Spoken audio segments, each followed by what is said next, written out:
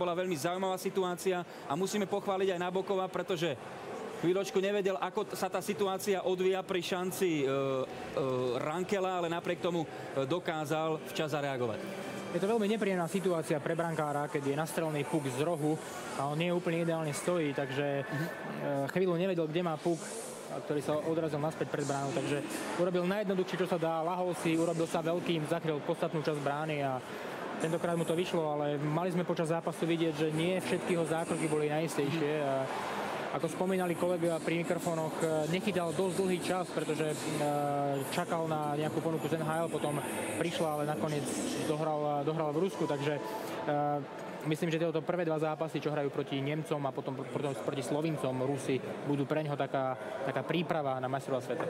Áno, proti nám nastúpia potom v utorok večer v záverečnom zápase základnej skupiny. Nemci dokázali vybojovať puky v superovom obrannom pásme. Nebolo to trošku prekvapením, že dokázali napádať, z rohov vychádzať. Rusi ich 3-krát, 4-krát pustili pred brankára.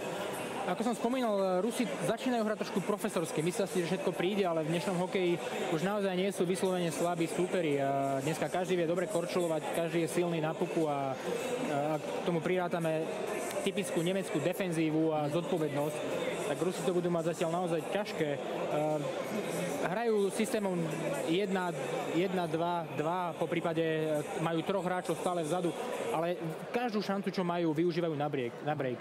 Vlastne oni žali úspech minulý rok svojou defenzívnou taktikou, ale nebolo to len v defenzíve. Vždy prišlo k nejakému prečísleniu, kde oni sú veľmi silní, kde dokážu z minima vyťažiť maximum. Takže ešte ďalšia akcia nemeckého týmu smerom na Evgenia Nabokova. Pozrime sa na náš ďalší výber a bola to veľmi zaujímavá pozícia pre Kristofa Ullmana. Opäť trošku z toho krídelného priestoru z rohu východisko situácie pred brankárom. Tam Rusi neobsadili hráča?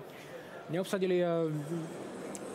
Mal trošku čas, možno, keby si lepšie spracoval. Samozrejme, snažil sa vystreliť čo najrýchlejšie, čo je pre brankára najhoršia situácia, keď hráč vystrelí z prvej.